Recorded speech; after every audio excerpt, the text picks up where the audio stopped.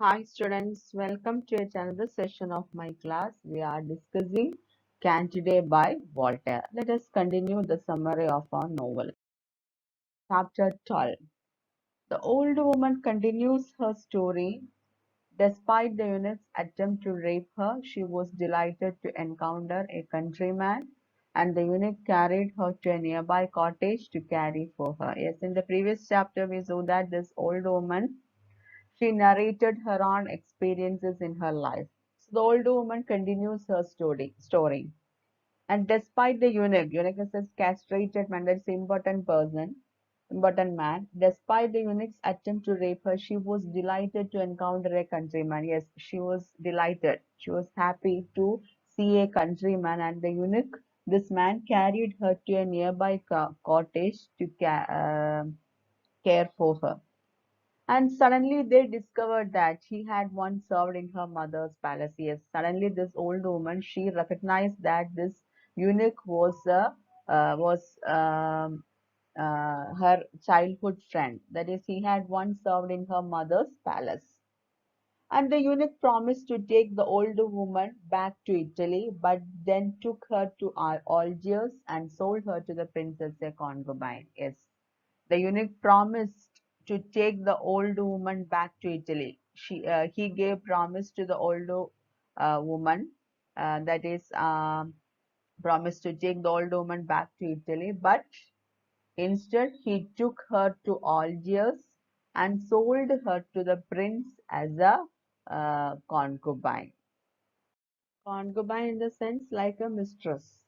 So he sold, instead of taking care of her, he sold her to Algiers and sold her to the prince as a concubine, as a mistress.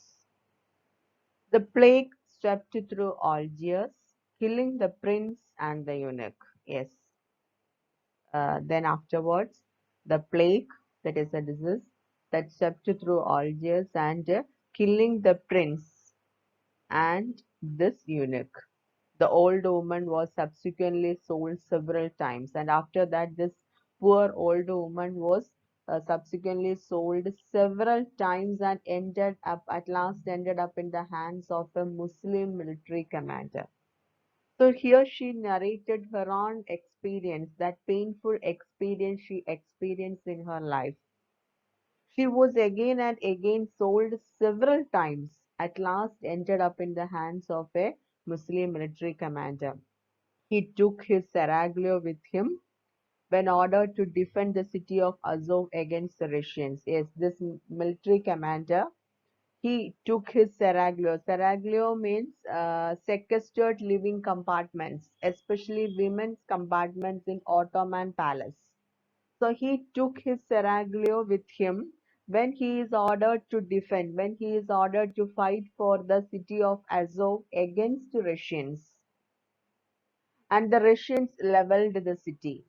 Yes, but the Russians attacked this city of Azov. The Russians leveled the city, and only the commander's fort was left standing. All others were collapsed. Desperate for food, the officers killed and ate two eunuchs. Yes, these officers, they were very hungry, desperate for food, and the officers killed and ate two eunuchs. They planned to do the same with the women also.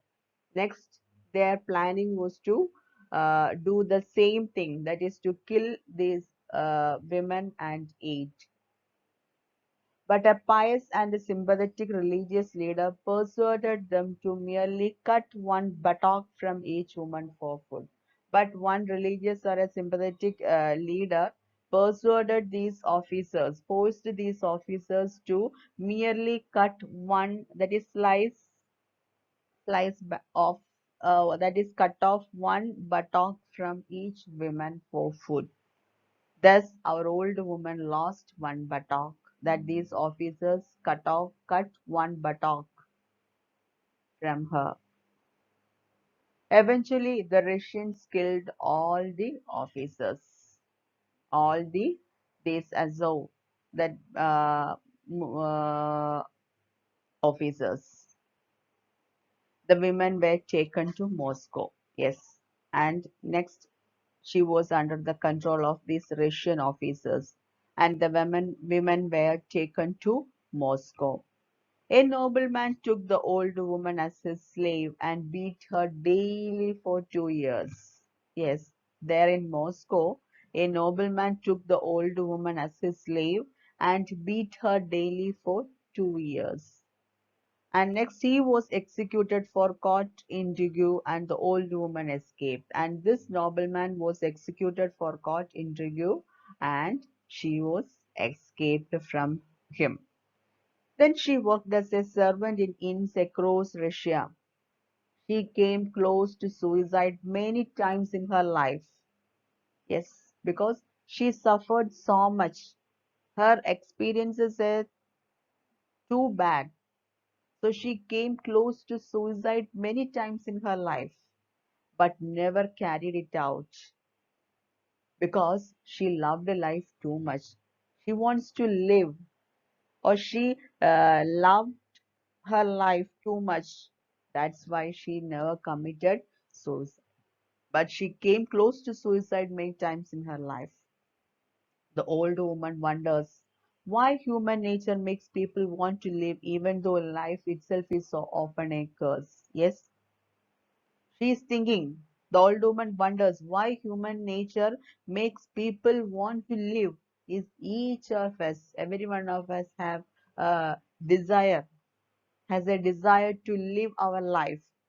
Each and everyone has a desire to live our life.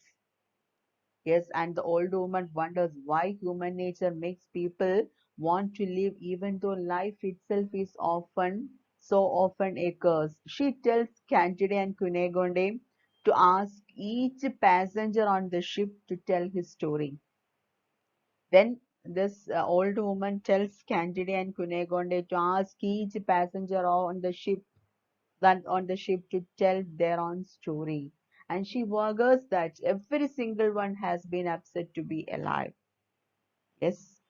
And she emphasizes that each and everyone has painful or negative experiences in their life, but they want to live. They want to move on in their life. So, uh, from this chapter, what you understand? Yes, from this novel, it is actually this novel is not a tragedy and it has no tragic elements here. But unlike a tragedy which makes the suffering of its heroes appear profound and unique, our novel, the novel of Candide, makes human suffering comic and absurd by pointing it out everywhere.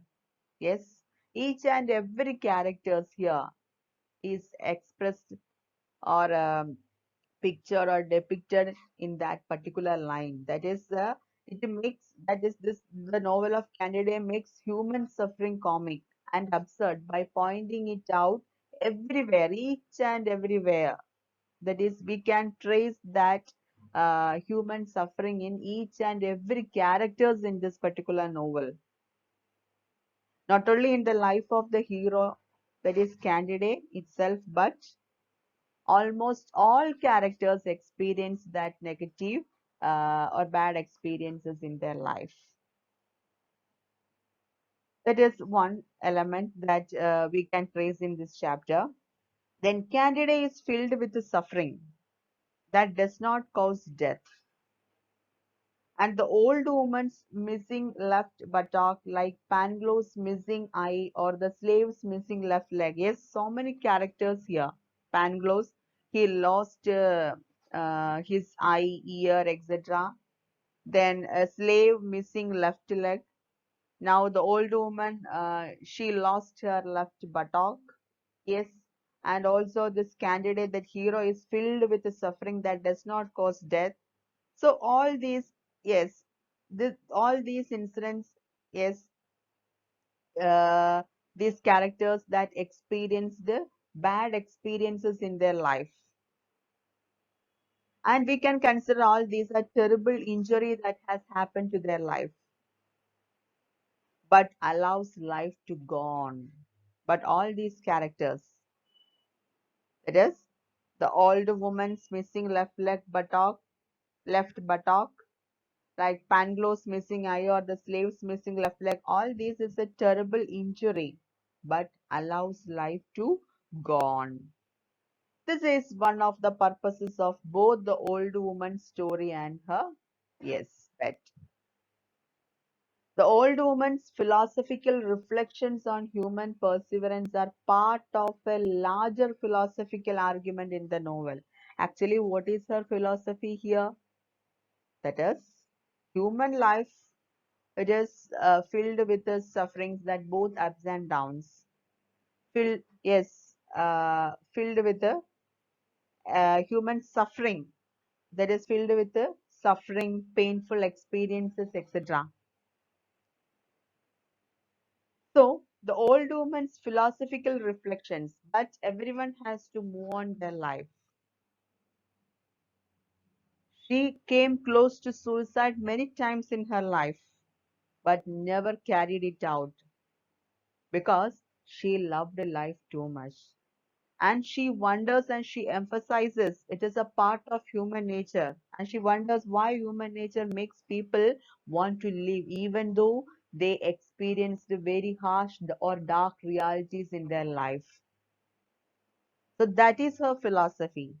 The old woman's philosophical reflections on human perseverance are, it is a part, her philosophy, it is a part of a larger philosophical argument in the novel. And that life is made up of constant disruption and motion, not rest. Yes, life, it is made up of constant ups and downs, constant disruption and motion. Everyone, each and everyone faced this dark realities in their life, but we have to move on our life, and each one of us has that quality to overcome that painful experiences in their life and to live our life happily or move on our life. That is her philosophy, and she considers it as a part of a larger philosophical argument, and that life is made up of constant disruption and motion. It is that not rest. Rest in the sense means no death or suicide or something like that.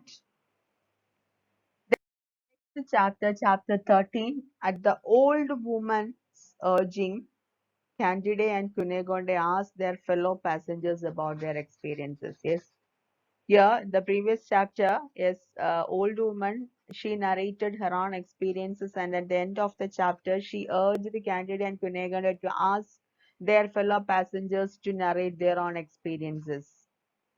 So, this Candide and Cunegonde asked their fellow passengers about their experiences. They find that the old woman's prediction is correct. When each of the passengers they try to narrate their own experiences, this Candide and Cunegonde find that the old woman's prediction is correct. Each and everyone has their own experiences. When the ship docks at Buenos Aires, they visit the haughty, self-important governor Don Fernando, who orders Candide to review his company. Yes, when their ship docks at Buenos Aires, that means they reached that place, Buenos Aires. They visit the haughty, self-important governor of that place, Don Fernando. They met this Don Fernando, that governor of that place, and this Don Fernando orders Candide to review his company, to take care of his company. When Candide leaves that place, Don Fernando begs Cunegonde to marry him again. That is Don Fernando, this new governor, he begs Cunegonde to marry Don Fernando. And the shrewd old woman advises Cunegonde to marry the governor. And she asked the advice, this Cunegonde asked the advice from old woman.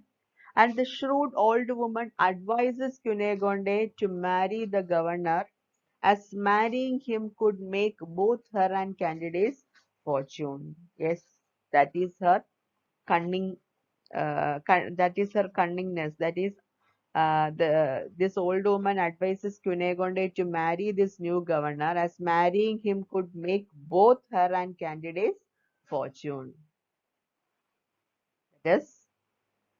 Here, Don Fernando is yet another authority. That is, he is a governor in the new place, is another authority figure who uses his power to try to take possession of Cunegonde. Actually, in this chapter, chapter 13, we can see that this Don Fernando is a governor of that place. That means he uses his power to try to take possession of Cunegonde. Once again, the position of women is central to the chaos and conflict of the novel. And from the depiction of this character, we can understand that how this Voltaire depicted woman characters in his novel. Never considered as a human being, just considered as a thing.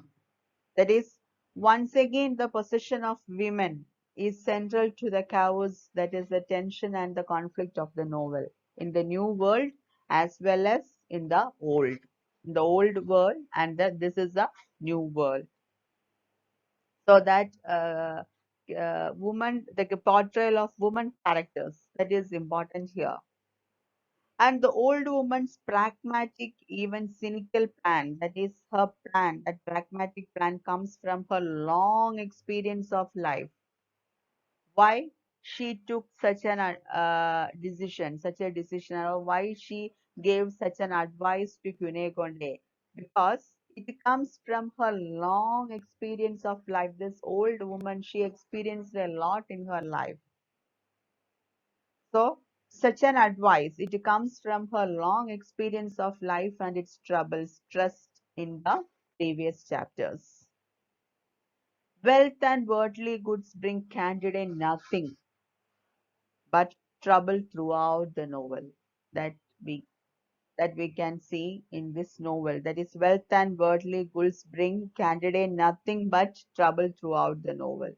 Here, the Inquisitor's jewels are what have led to his discovery and second separation from Cunegonde. Yes, in the previous chapter we saw that this candidate was reunited with Cunegonde, and they took some jewels and money from Grand Inquisitor. And here the Inquisitor's jewels are what have led to his discovery of a new world. Then they decided to set out a journey or to find out a new world, and that jewel are what have led to his discovery of this new world, and second separation from Cunegonde. Now, yes, Cunegonde is decided to marry Don Fernando. That means second separation from candidates, second separation from Cunegonde. That means wealth and worldly goods bring candidate nothing but trouble throughout the novel. That is the point that we can understand here in this chapter. Then chapter 14. Yes.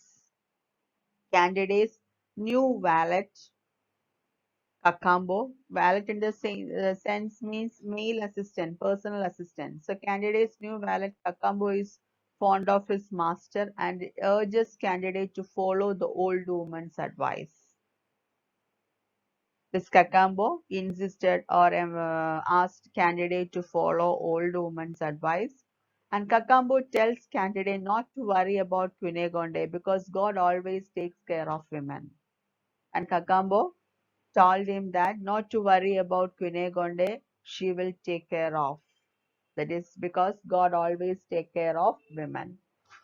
Cacambo suggests that they fight on the side of the rebellious Paraguayan Jesuits, and Cacambo suggests that they should fight on the side of the Paraguayan Jesuits. That is, Candide and Cacambo, they should fight for the rebellious Paraguayan Jesuits. And the two reach the rebel god and ask to speak to the colonel, but the colonel orders their weapons and their horses seized.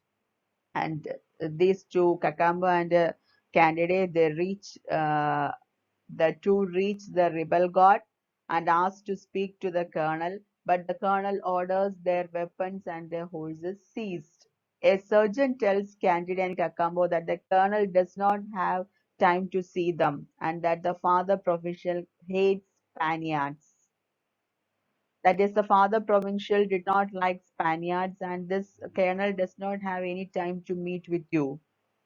So he gives them 3 hours to get out of the province. Yes, this colonel and the father provincial asked or give you 3 hours, or this colonel gives you 3 hours to get out of the province.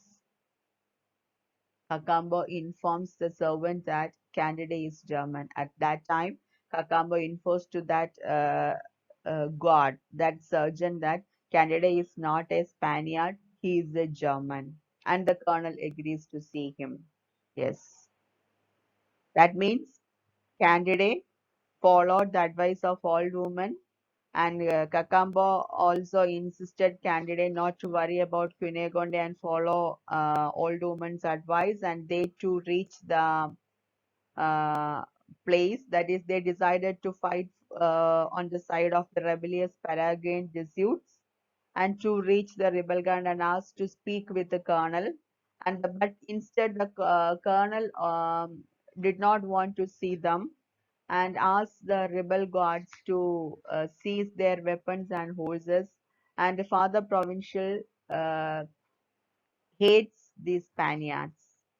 And this colonel gives them 3 hours to get out of their province. And at last, Cacambo informs the surgeon that this candidate is not a Spaniard, he is a German. And at last, the colonel agrees to see him. And Candide and Cacambo are led to the colonel's lavish pavilion. Yes, they get permission to enter into Colonel's pavilion, and their weapons and horses are returned. And it turns out that the colonel is Cunegonde. Suddenly, yes, it turns out that the colonel is Cunegonde's brother, now the Baron of Thunder Tenrock. We all believed that the castle of Baron was attacked by some Bulgarian soldiers, and we believed that she lost her brother and all other relatives. But at present, this candidate, yes, reunited with Cunegonde's brother. This colonel is Cunegonde's brother, now the Baron of Thunder Tenrock. Candide and the Baron embrace one another in tearful joy. Candide reports that Cunegonde also survived the attack and that she is with the governor. And this brother believed that he lost his sister, Cunegonde. And at present, Candide informs him that yes, she also survived the attack and she is now safe with the governor. While they wait for the father provincial, the colonel tells his story. That is chapter 14. So again, here in this chapter, we can see that the novel satirizes the corruption, power, and hypocrisy of the church.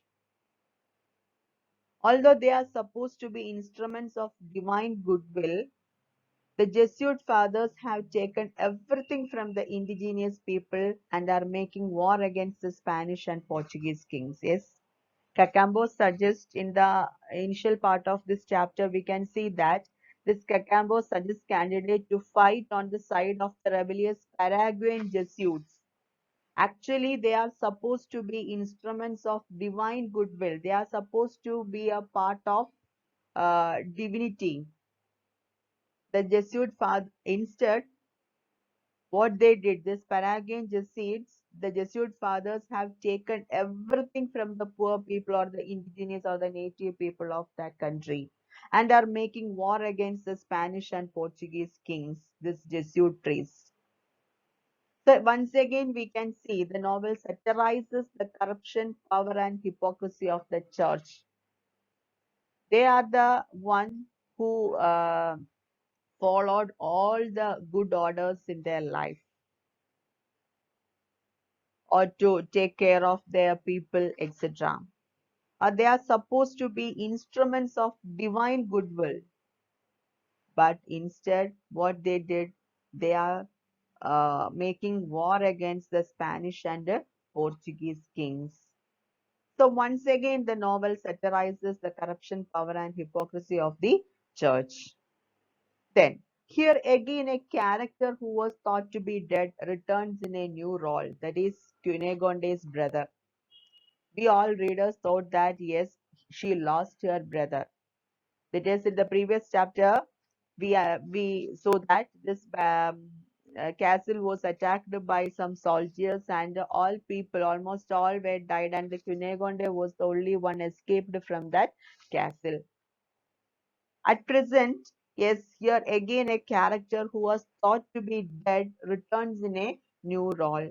This is part of Candidate's comically rapid cycle of reunions and separations. Yes, that is Candidate's comically rapid cycle of reunions. Reunions happened in between the development of the plot.